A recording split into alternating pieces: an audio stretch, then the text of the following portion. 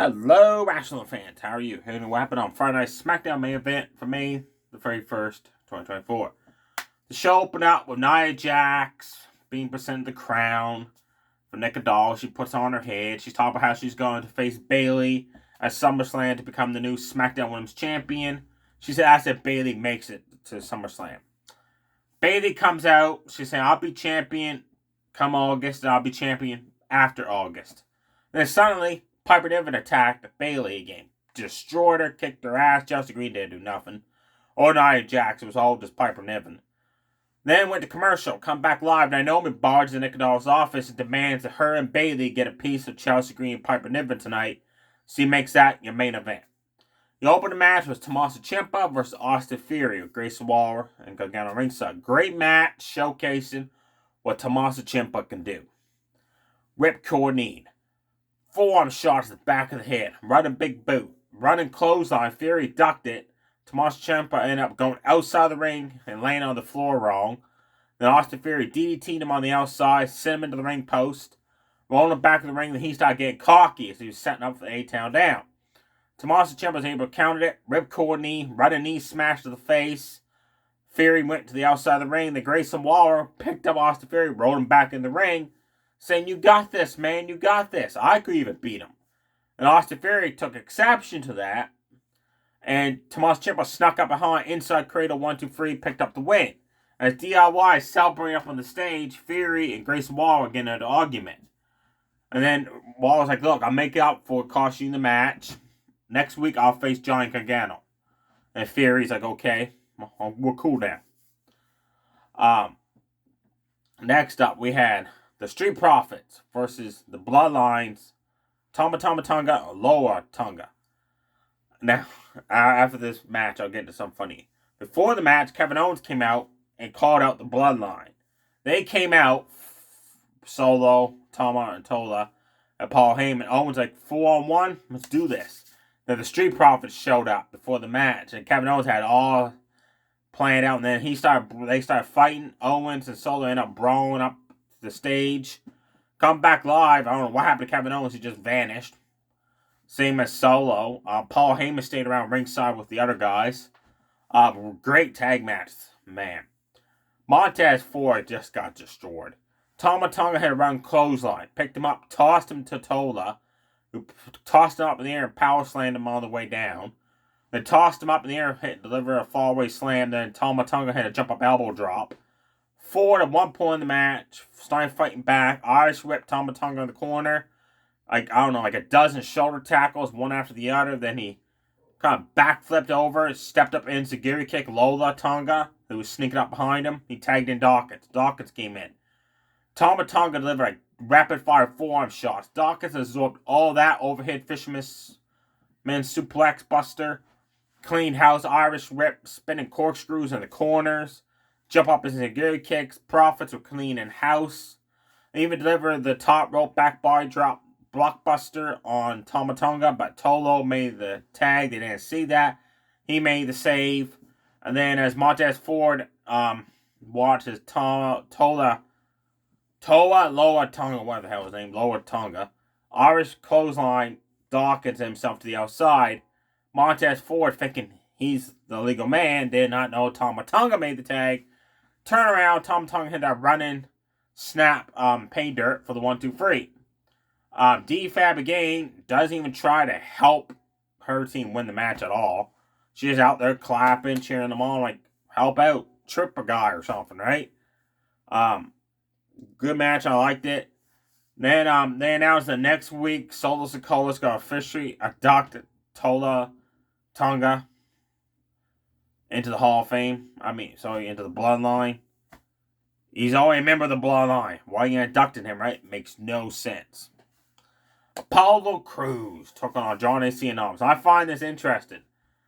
Johnny Cena, his very first match back from leaving AEW. Back in January, his very first match back was against Apollo Crews. His SmackDown debut match being drafted to SmackDown was, guess whose first woman is? Apollo Crews. Ain't that kind of convenient? That was cool. Johnny Cena caught Apollo come off the ropes with a jump up drop kick. Apollo returned the favor, catching Johnny Cena coming off the ropes with a fallaway slam. Then a snap German suplex into a standing moonsault. Then a step up into Giri, stunning Andrade Cien to deliver a girl press slam. Andrade Cien hit the running knees in the corner. Suddenly, Angel Garza comes out to cheer on Andrade. And Apollo loses distraction because Angel Garza is outside. Turns around, Andrade Cien plants him with the underhook arm DDT for the 1-2-3.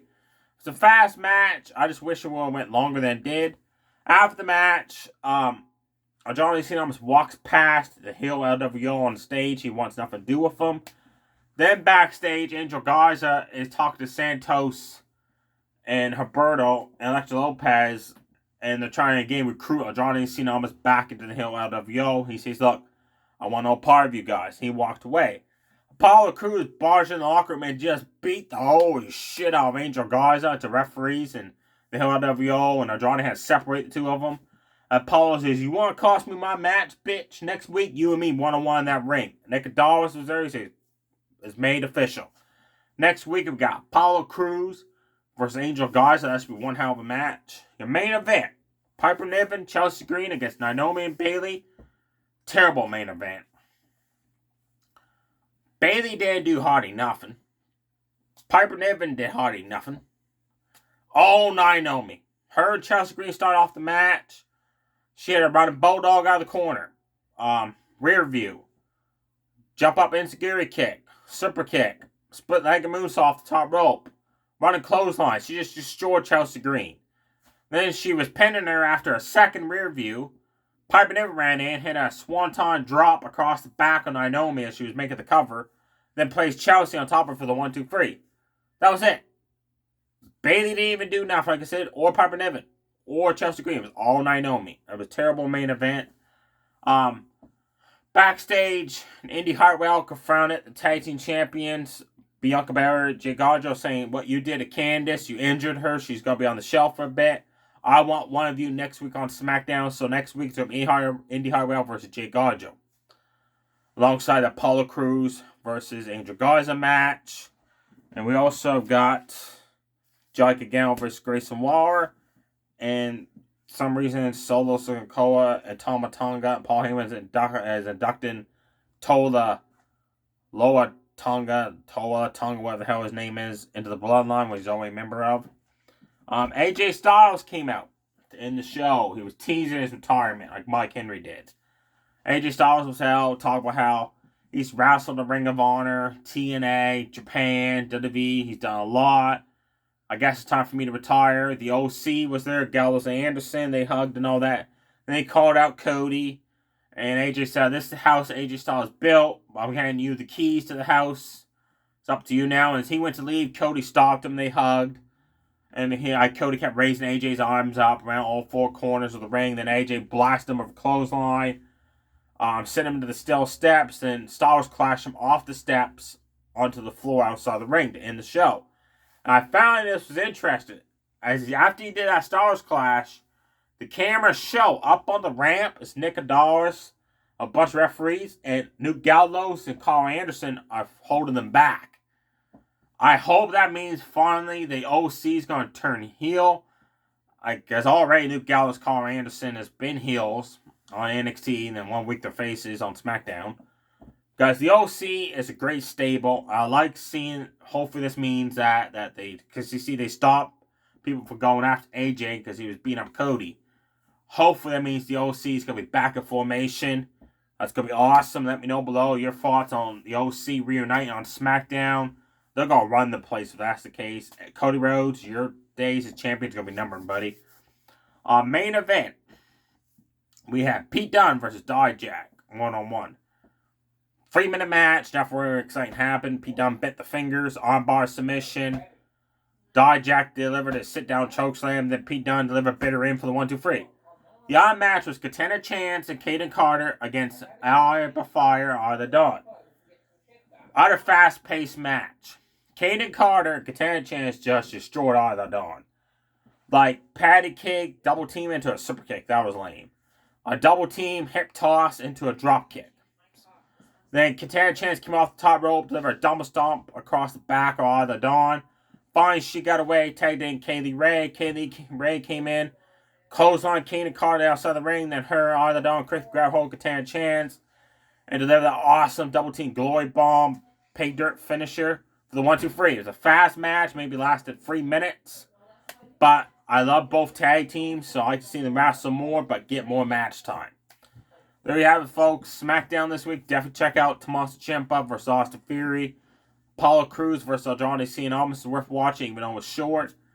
And definitely check out the Street Profits versus the Tama Tonga Brothers. The main event women's tag was terrible.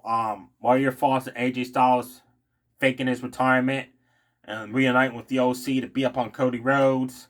What are your thoughts on Alberto Carrillo, Garza, Santos on the try to recruit Andrade Cien Almas? I think it might lead to him and Apollo Crews teaming up to go after the Hill at LVO.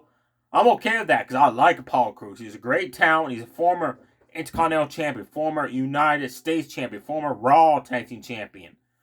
That guy's got some talent. And hopefully now on SmackDown, he gets a chance to shine again. Because every time he's on Raw, they don't do nothing with him. On SmackDown's where he always gets the opportunities going.